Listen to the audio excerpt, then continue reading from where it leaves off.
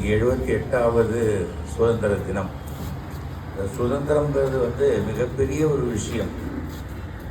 அது என்னன்னா, எத்தனையோ லட்சக்கணக்கான பேர் உயிரை கொடுத்து வாங்கப்பட்ட சுதந்திரம் இது. இன்னைக்கு ஆனால் நம்ம பாக்கெட்லேருந்து நம்ம கையை விட்டு நம்ம பணம் எடுத்துக்கிறது தான் சுதந்திரம்.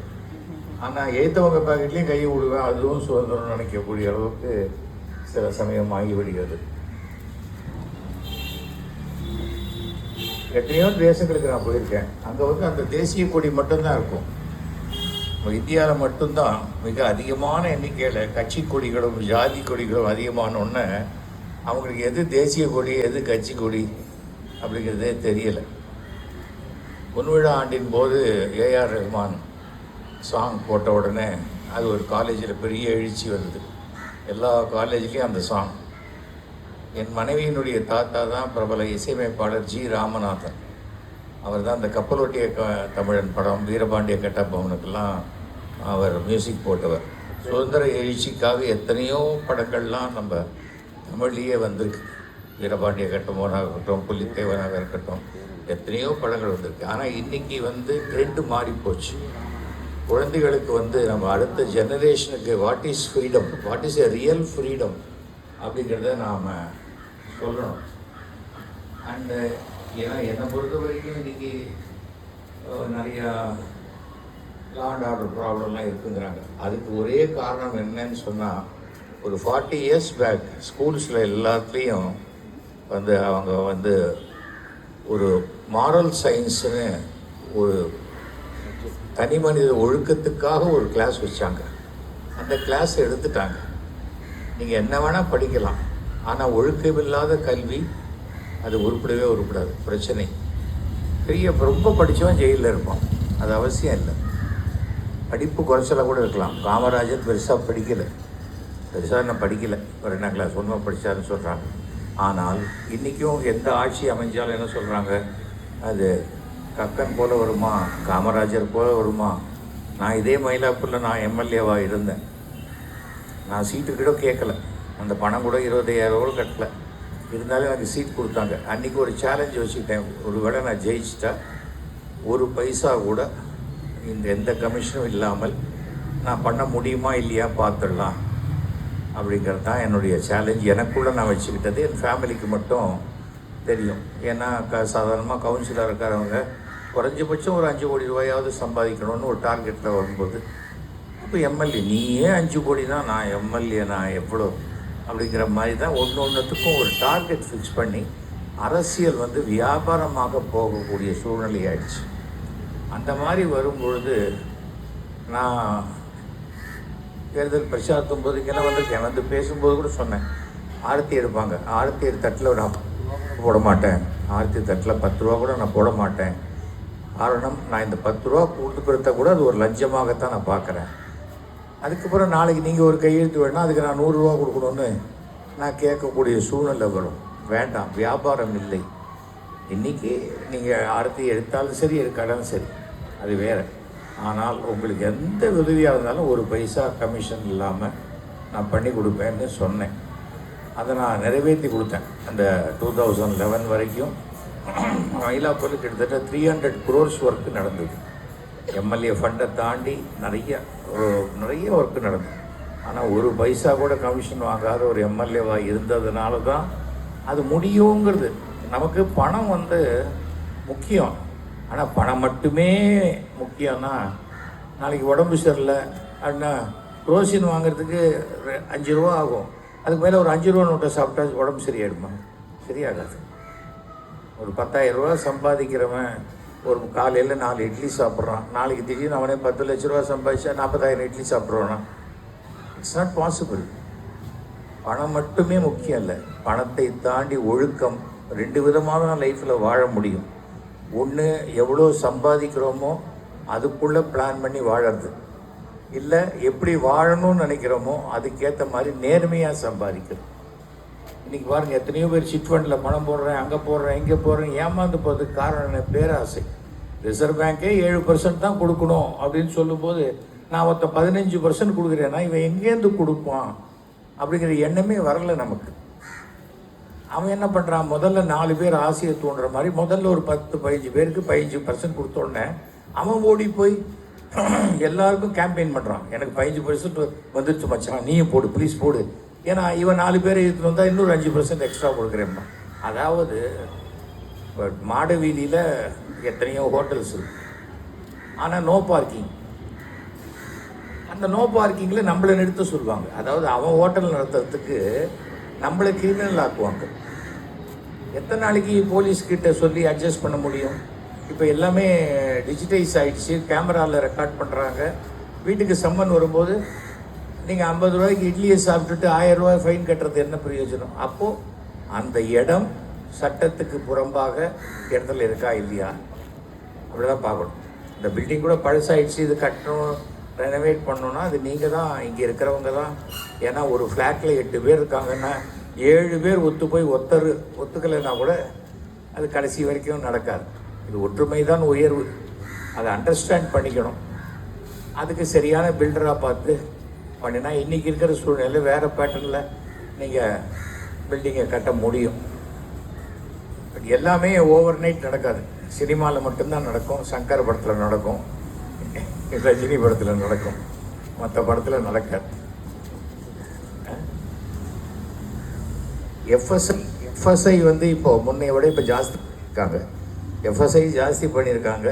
ஸோ அந்த எஃப்எஸ்ஐயை உங்களுக்கு பின்னாடியே மினிஸ்டர் இருக்கார் ஜெயக்குமார், நம்முடைய நல்ல நண்பர் தான். இந்த பக்கமாக ஜெயக்குமார் இருக்கார், வெரி நைஸ் பர்சன். எந்த காலத்தையும் எப்போவுமே என்ன உண்டோ செய்வார். தவிர வந்து அரசாங்கம் என்பது கட்சி இல்லாமல் சராசரி குடிமகனாக ஒரு ஆர்கனைசேஷனாக போனாலே நமக்கு என்ன உண்டோ செய்வதற்கு உண்டான நல்ல அதிகாரிகள்லாம் இருக்காங்க. நம்ம சோம்பேறித்தனப்பட்டுக்கிட்டு நடுவில் இடைத்தரகர்கள் புரோக்கரை வச்சுக்கிட்டு நம்ம போகும்போது 10 ரூபா கொடுக்கணும்னு சொன்னால் அவன் 100 ரூபாய் ஆகிடும். அவ்வளோதான். நான் இது வரைக்கும் 1 பைசா லஞ்சம் கொடுத்ததில்லை. பிளாக்கில் டிக்கெட் வாங்கி நான் சினிமா பார்த்ததில்லை. லாஸ்ட் மினிட்ல பணம் கொடுத்து ட்ரெயினில் போய் டிடிஆர்கிட்ட பணம் கொடுத்து ஒரு சீட்டு கேட்டதில்லை. ஆச்சு எனக்கு. நான் இந்த டிசம்பர் 26 வந்ததுன்னா I am completing 74 and starting 75, 75வது வயதை நான் ரீச் பண்ணுறேன். ஸோ என்னை பொறுத்த வரைக்கும் லைஃப்பில் discipline is the best thing in life. அதுதான் எங்கள் அப்பா எனக்கு சொல்லி கொடுத்தது. And I M A tea totaller. I don't drink, I don't smoke. அந்த மாதிரி நிறைய டாஸ்மாக் கடை வந்துருச்சு, சொசைட்டி கெட்டு போச்சு. நம்ம குடிக்கலைன்னா டாஸ்மாக் கடையை வச்சுட்டு அவங்க என்ன பண்ண போகிறாங்க? இல்லை கடை ஆரம்பிச்சிட்டாங்க, நம்ம குடிக்கலைன்னா எப்படி அப்படின்னா எத்தனையோ மருந்து கடையில் விஷம் கூட தான் வைக்குது, வாங்கி குடிக்கிறோமா? நாம் பண்ணுற தப்புக்கு கவர்மெண்ட்டை போய் குறை சொல்கிறதோ அதுவோ அர்த்தமே இல்லை. இது வந்து this is the one of the roads, டைரெக்டாக பீச்சை கனெக்ட் பண்ணுற ரோடு. நான் இதில் ஸ்கூட்டர்லலாம் போயிருக்கேன் 70s. இது நல்லா இருக்கும். ஏன்னா இது பெங்களூர் ரோடு மாதிரி ஸ்டீப்பாக மேலே ஏறும் இந்த ரோடு. அவர் வந்து ஹவுசிங் போர்டு வீடுங்கிறாங்க, சமத்துவபுரம் கட்டுறேங்கிறாங்க. ஹவுசிங் போர்டே சமத்துவபுரம் தான். ஏதாவது ஹவுசிங் போர்டு ஒரு குறிப்பிட்ட ஜாதியில் இருக்கிறதுக்கா? கிடையாது. இப்போ இதையே எங்கேயும் எடுத்துக்காங்களா? இங்கே எல்லாருமே ஒரே கம்யூனிட்டியாக கிடையாது, டிஃப்ரெண்ட் கம்யூனிட்டி ஒன்றா தானே இருக்கும். ஜனங்களுக்குள்ளே எந்த சண்டையும் கிடையாது. தேர்தல் வரும்போது கட்சின்னு உள்ளே வரும்போது தான் எல்லாம் வருது. அதனால தான் எனக்கு சில சமயம் நம்ம ஒரு சார்ந்த கட்சியே சில சமயம் பிடிக்க மாட்டேங்குது. நான் எல்லாருக்கும் பிடித்தவனாகத்தான் இருக்கணும்னு பார்க்குறேனே தவிர ஒரு கட்சி சாயத்தை பூசிக்கிட்டு கட்சிக்காக இந்த மதம் அந்த மதம், எல்லா மதமும் ஒன்று தான் சொல்லுது, இந்து கிறிஸ்டியன் முஸ்லீம். ஒரு தடவை மகா பெரியவர் சொன்னார், ரயில்வே ஸ்டேஷனில் 3 பேர் இறங்குறாங்க. அந்த 3 பேர், ஒருத்தர் ஆட்டோ ரிக்ஷாவில் வீட்டுக்கு போகிறார், இன்னொருத்தர் சைக்கிள் ரிக்ஷாவில் வீட்டுக்கு போகிறார், இன்னொருத்தர் டாக்ஸியில் வீட்டுக்கு போகிறார். அந்த போகிறாங்க பாருங்கள், அதுதான் மதம். ஆக மொத்தம் அவங்க வீட்டுக்கு போய் சேர்றாங்க, அவ்வளோதான். அதுக்கு மேலே ஒன்றுமே கிடையாது. இதை ரொம்ப மதம் பிடிச்சு ஆடுறது தான். உன் மதம் வசத்தின்னு சொல்லிக்கோ, ஆனால் அடுத்த மதம் தாழ்வுன்னு சொல்கிறது மிக கடுமையாக கண்டிக்கப்பட வேண்டிய ஒரு விஷயம். நமக்கு என்ன உண்டோ அதை நாம் சந்தோஷமாக அனுபவிக்கணுமே தவிர, எங்கள் வீட்டில் சின்ன வயசில் நாங்களாம் சாப்பிடுவோம், எனக்கு அது வேணும் அப்படின்னு இன்னொரு தட்டை காமிச்சா கையில் ஸ்லேலால் அடிப்பாருங்க அப்பா. உனக்கு என்ன வேணும்னு கேளு, எதுக்கு இன்னொரு தட்டை காட்டுற அப்படிம்பார். அதாவது never compare your self, never compare your children with neighbours children. அந்த நெய்பர் சில்ட்ரன் அவங்க அப்பா அம்மாவுக்கு பிறந்தவங்க, நம்ம குழந்தை நமக்கு பிறந்தவங்க. நம்ம குழந்தை எப்படி அவங்க குழந்தை மாதிரி இருக்கணும்னு ஆசைப்பட முடியும்? நம்ம ஜீன் தானே அதில் ஓடும். அதுதான் ப்ளசண்ட்டாக வச்சுக்கணும் லைஃப்பை. இங்கே பக்கத்து வீட்டோட சண்டை, எய்த்து வீட்டோட சண்டை, மாடி வீட்டோட சண்டைன்னா நீங்கள் எப்படி வாழ முடியும்? வாழவே முடியாது. அது ஒன்று தான். அதெல்லாம் பார்த்துக்கிட்டு நம்ம லைஃப் நல்லபடியாக இருக்கணும். நான் வந்து இது வரைக்கும் this is my 50th year of my drama troupe.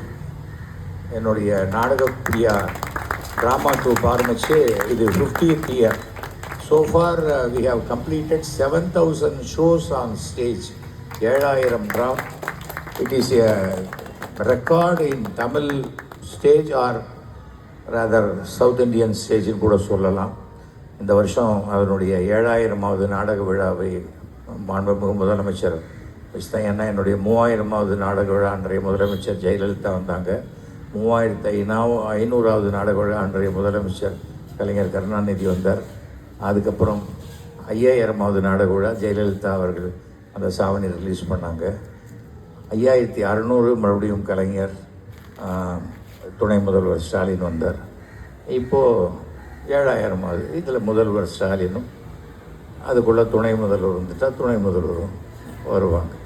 அவ்வளோதான். நம்மளை பொறுத்த வரைக்கும் சராசரியாக ஒரு குடிமகனுக்கு என்ன வேணும்னா, பைப்பை திறந்தால் தண்ணி வரணும், சுவிட்சு போட்டால் லைட் எரியணும், ரோடு வந்தால் குழி பள்ளம்லாம் இல்லாமல் ரோடு நல்லா இருக்கணும், பெட்ரோல் டீசல் விலையெல்லாம் குறைச்சலாக இருக்கணும், எல்லாத்தையும் தாண்டி சம்பளம் ஜாஸ்தி வரணும்.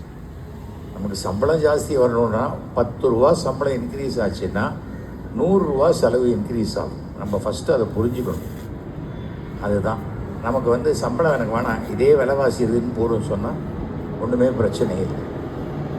இப்போ கூட ஸ்கூல் நோட் புக் விலையெல்லாம் ஏறிடுச்சுங்கிறாங்க. 2018 இப்போது 2018 நாம் என்ன சம்பளம் வாங்கினோம், இப்போ 2024 என்ன சம்பளம் வாங்குகிறோம், அந்த ரேஷியோவில் தான் ஏறப்போகுது. நம்ம கவர்மெண்ட்டு பண்ணினா இத்தனை கொஸ்டின் கேட்குறோம். அடுத்தால கரியா கடைக்கு போனால் இன்றைக்கி கத்திரிக்காய் விலை 80 ரூபான்னா என்ன பாங்குறோம், அவ்வளோதான்மா, நான் வாங்கிட்டு தானே வரும். அப்போது நமக்கு வந்து அரசாங்கம் என்பது எல்லாத்தையும் இலவசமாக கொடுக்கணுன்னா தட் இஸ் நாட் ரைட். நம்மளை பொறுத்த வரைக்கும் நம்ம உழைப்பில் சம்பாதிச்சு வந்தால் அதுதான் நிரந்தரமாக நம்மக்கிட்ட இருக்கும். Honesty and straight forwardness. ஏனென்றால் எத்தனை சொன்னாலும் மகாத்மா காந்தி என்ற பெயரை நம்மளால் சுதந்திரம்னா மறக்கவே முடியாது. அதுக்கு அடுத்தது நேதாஜி. நான் கொஞ்சம் நேதாஜி வழி.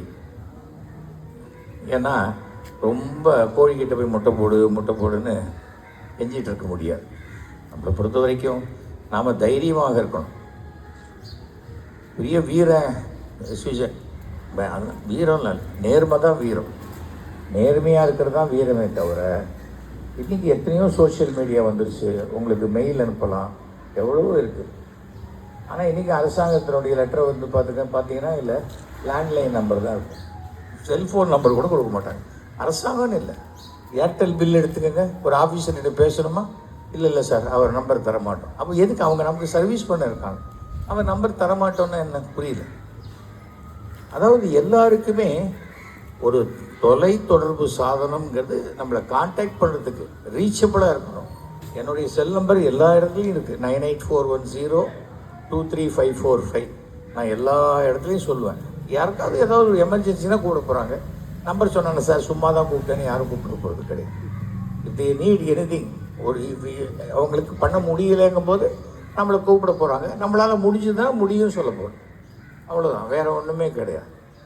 ஆனால் ஆக்சசிபிலிட்டி இல்லாமல் பப்ளிக் லைஃப்பில் யார் இருந்தாலும், அது எவ்வளோ பெரிய நடிகராக இருந்தாலும், நான் நினச்சா உங்களை காண்டாக்ட் பண்ணுவேன், ஆனால் நீங்கள் நினச்சா என்னை காண்டாக்ட் பண்ண முடியாதுன்னா ஒரு டயத்தில் ஜனங்க அவங்கள ஒதுக்கிடுவாங்க.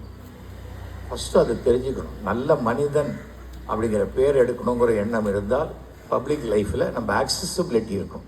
ஆக்சசிபிலிட்டி நான் என்ன ஆக்சஸே நீ பண்ண முடியாது. என் பிஏ கிட்ட பேசு, அவன் இன்னொரு பிஏ கிட்ட பேசு. நான் ஒரு தடவை ஒருத்தர்கிட்ட ஃபோன் பண்ணுறேன், அண்ணன் தூங்குறாருன்னா, மறுபடியும் பேசுகிறேன், அண்ணன் தூங்குறாருன்னா, அப்புறம் பேசினேன் அண்ணன். அப்புறம் ஒய்ஃப் இருக்காங்களான்னு கேட்டேன், அவங்கள கூப்பிட்டாங்க. அவன் சார் அது தூங்குறாருன்னா, எழுப்பி பாருங்கள் கோமாவாக இருக்க போகுது அப்படின்னு. ஏன்னா எவ்வளோ நேரம் ஒருத்தன் தூங்க முடியும்? ஒரு அவாய்ட் பண்ணுறதுக்காக யாரையோ விட்டு ஃபோன் எடுக்குது. நான் இது வரைக்கும் ஃபோன் அடித்தா எடுத்துருவேன். நம்பர் பார்க்குறது. நான் கடன் வாங்கியிருந்தாலும் நம்பர் பார்க்கணும், யார்கிட்டேருந்து வருது, இவன் நம்மளை கேட்க போகிறாங்க. கடன் இல்லாத வாழ்க்கை தான் வாழ்க்கையில் மிக உயர்ந்த வாழ்க்கை. நீங்கள் எந்த காரில் போகிறீங்கன்னு முக்கியம் இல்லை. என் பையன் 55 லட்ச ரூபா கார் வச்சுருக்கான், BMW. எதுக்கடா இது வாங்கினேன்னு கேட்டேன். நான் இது 20 லட்ச ரூபா காரு. எதுக்கு இது? அதோட இது ஏசி நல்லா இருக்குது, ரொம்ப நல்லா இருக்குது, இதில் 7 பேர் போகலாம், இல்லை 5 பேர் தாண்டா போகலாம் அப்படின்னு. இல்லைப்பா இது பிராண்டுன்னா. நம்ம தாண்டா பிராண்டாக இருக்கணும், நம்ம எதுக்குடா பிராண்டு பின்னாடி போகணும் அப்படின்னு. நம்ம பிராண்டாக இருக்கணும். இப்போ நாளைக்கு இந்த ஃப்ளாட்டில் நிறையா விஷயங்கள் பண்ணுறீங்கன்னா, எங்கே இந்த ஏரியாவில் யாரை கேட்டாலும் சார் அந்த டிமாண்டி காலனி அந்த அந்த அந்த வீட்டுக்கிட்ட போங்களேன், அவங்க சொல்லுவாங்க. எல்லாத்துக்கும் இந்த வீடை வந்து ஒரு அடையாளமாக்கிடுவாங்க. அதுதான் பிராண்டு. அது அந்த மாதிரி உங்கள் குழந்தைகளை வளர்க்க பாருங்கள். அதே தான். அதே போல் ஒழுக்கத்தை சொல்லிக் கொடுங்க, அது ரொம்ப முக்கியம். நான் இது வரைக்கும் இந்தியா, இலங்கை, சிங்கப்பூர், மலேசியா, கோபால் பல்படி ரேஞ்சுக்கு எல்லா நாட்டிலையும் போய் ட்ராமா போட்டிருக்கேன். But what I found is east or west, our India is best. இந்தியாவை போன்ற ஒரு சிறந்த நாடு உலகத்தில் கிடையாது. அதை தெரிஞ்சுக்கலன்னு வச்சுக்கோங்க, அவன் ஒரே ஒரு மாதம் ஒரு வெளிநாட்டில் போய் இருந்து பார்க்கட்டும், அப்புறம் கதறிக்கிட்டு ஓடி வருவோம். இந்த ஊருக்கு வந்து ஐயோ நம்ம தாய்நாடு எவ்வளோ பெருசு, இங்கே காரி காரி துப்புருவேன். சிங்கப்பூர் பண்ண முழிக்கிறான், ஏன்னா துப்பினா $1000. நமக்கும் சட்டம், அதே சட்டம் இருக்குது. ஆனால் தண்டனைன்னு வரும்போது அது அதிகாரத்துக்கு ஏற்ப அப்படி வளைஞ்சி வளைஞ்சி வளைஞ்சி இந்த ரோட்டில் இந்த இது போடுறாங்க இல்லையா, ரெயின் ஹார்வெஸ்ட். சில பேர் வீட்டுக்கிட்ட போனால் அப்படி போயிடும். அந்த மாதிரி அது இருக்குது. அதனால தான் பிரச்சனை. எல்லாம் சரியாயிடும். குறைகளை மட்டும் சொல்லிக்கிட்டே இருந்தால் போகிறவே குறைகள் இல்லாத மனுஷனும் கிடையாது, குறைகள் இல்லாத இடங்களும் கிடையாது. அதை நம்ம நினச்சிக்கணும்.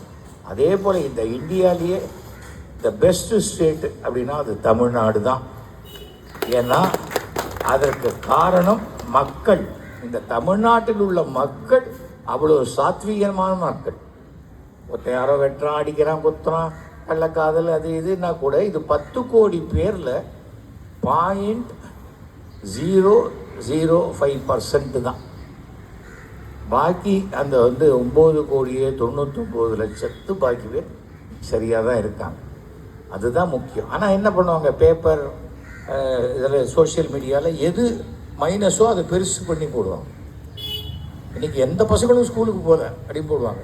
பாக்கி எல்லா நாளும் ஸ்கூலுக்கு போகிறாங்களே, அதை போய் இன்றைக்கே போட்டிருக்காங்களே, இன்றைக்கி எல்லோரும் ஸ்கூலுக்கு போகிறாங்க, போட மாட்டாங்க. அது என்ன காரணம்னா, நமக்கு எல்லா இடத்துலையும் நம்ம பார்ட்டிசிபேஷனும் இருக்கணும். அப்படி இருந்தால் எங்கள் தெருவில் தண்ணி அடைச்சிக்கிச்சு, அன்றைக்கி நான் கம்பி எடுத்து குத்தினேன், ஐயோ நீங்களே குத்துறீங்க, என்னையா பாத்ரூம் போனால் நானே தான் இது பண்ணிக்கிறேன். அது மாதிரி எங்கள் வீட்டு வாசலில் அடைச்சிட்டு நான் குத்துறேன், இல்லைன்னா தப்பு இருக்குது. இதுக்காக கார்பரேஷன் அதிகாரி வரணும். இதை விட அதிகமாக அடைச்சிக்கிட்ட இடத்துல அவன் போய் நிற்கணும் இல்லையா? என்ன தான் செய்ய முடியும் சொல்லுங்கள்? நம்ம வந்து சில விஷயங்களை அண்டர்ஸ்டாண்ட் பண்ணிக்கணும். எமோஷ்னலாக இல்லாமல் ரேஷனலாக யோசித்து பார்த்தா நமக்கு தேவையில்லாத கோபங்கள் வராது. உங்கள் அனைவருக்குமே என்னுடைய மீண்டும் இனிய சுதந்திர தின நல்வாழ்த்துக்களை நான் சொல்லிக்கிறேன். அதான் முக்கியமான ஒரு விஷயம். குழந்தைகளை, அடுத்த ஜெனரேஷன் பீப்புளை நம்ம சரியாக டியூன் பண்ணி வளர்க்கணும். ஒருவேளை ஸ்கூலில் இந்த இது மாதிரி நீதி போதனை வகுப்புகள், மாரல் சயின்ஸ்லாம் இல்லைன்னு சொன்னால் கூட வாரத்தில் ஒரு நாள் அவங்கள உட்காத்தி வச்சு நம்முடைய பாரம்பரியத்தை பற்றி, ஃபோர் ஃபாதர்ஸ் பற்றி, நாட்டை பற்றி இதெல்லாம் சொல்லி நம்ம கொடுக்கணும். அது மாதிரி கொடுத்தா சிறப்பாக லைஃப் இருக்கும். அனைவருக்கும் என்னுடைய மனமார்ந்த வாழ்த்துக்களை தெரிவித்துக் கொள்கிறேன். Thank you for this opportunity. நன்றி, வணக்கம், ஜெய்ஹிந்த்.